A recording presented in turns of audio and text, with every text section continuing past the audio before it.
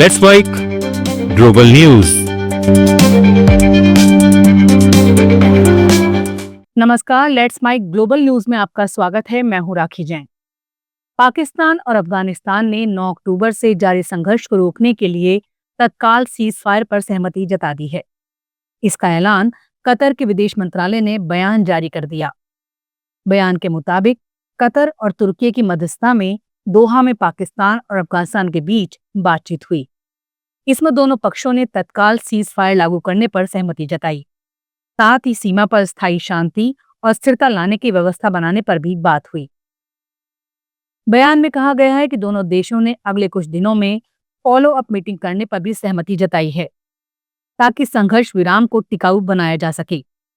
Qatar ने इस समझौते को लेकर एक बड़ी कूटनीतिक सफलता बताया और उम्मीद जताई इससे पाकिस्तान अफगानिस्तान सीमा पर तनाव कम होगा और क्षेत्र में स्थायी शांति की नींव पड़ेगी। अमेरिका ने कैरिबियन सी में ड्रग्स ले जा रही एक सबमरीन पर हमला किया। इस हमले में 2 तस्कर मारे गए।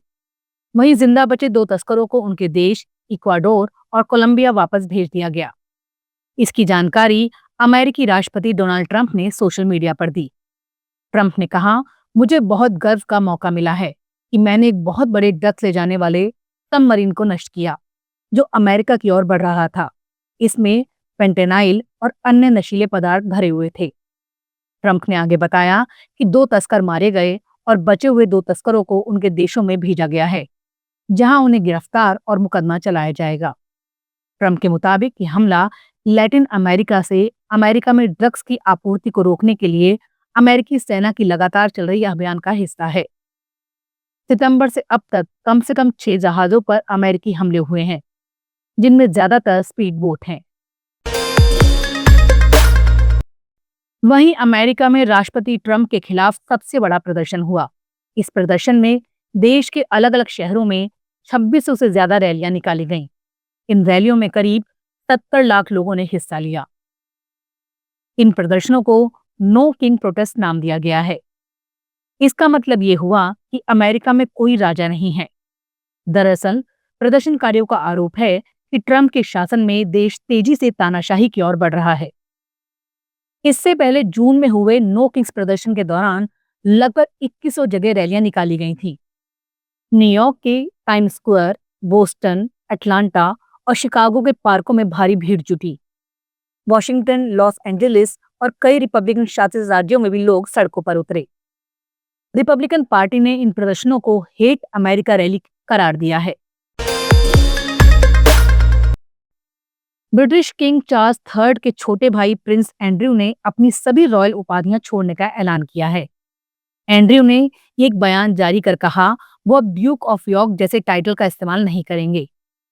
प्रिंस एंड्रयू का नाम यौन अपराधी जेफरी एप्स्टीन के केस में सामने आ चुका है।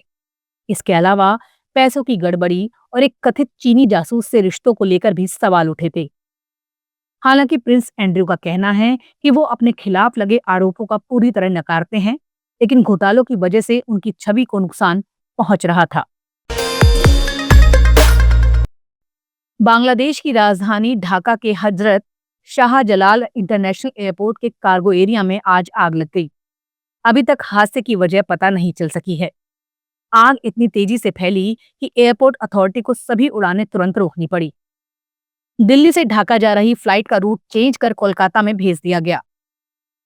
फायर सर्विस ने बताया कि आग एयरपोर्ट के गेट नंबर 8 के पास कार्गो विलेज में शुरू हुई। अभी तक किसी की जान नहीं गई है, लेकिन माल ढुलाई का बड़ा नुकसान होने की आशंका है। काला धुआं इतना घना था कि आसपास के इलाकों में हवा खराब हो गई। ब्राजील के उत्तर पूर्वी इलाके में शनिवार को एक यात्री बस रेत के ढेर से टकराकर पलट गई। इस हादसे में कम से कम 17 लोगों की मौत हो गई, जबकि कई अन्य घायल हैं। पुलिस के मुताबिक बस में करीब 30 यात्री सवार थे। हादसा पर्नाम्बुको राज्य के सालो शहर में हुआ। ये बस पास के बाहिया राज्य के ब्रुमाडो शहर जा रही थी। अधिकारियों ने बताया कि ड्राइवर ने बस पर नियंत्रण खो दिया था। पुलिस ने बताया कि बस ड्राइवर को मामूली चोटें आई हैं। उसकी शराब जांच रिपोर्ट नेगेटिव पाई गई है। हादसे के कारणों की जांच जारी है। लेट्स माइक ग्लोबल न्यूज में फिलहाल इतना ही। देखते रहिए, सुनते रहिए लेट्स माइक। नमस्कार।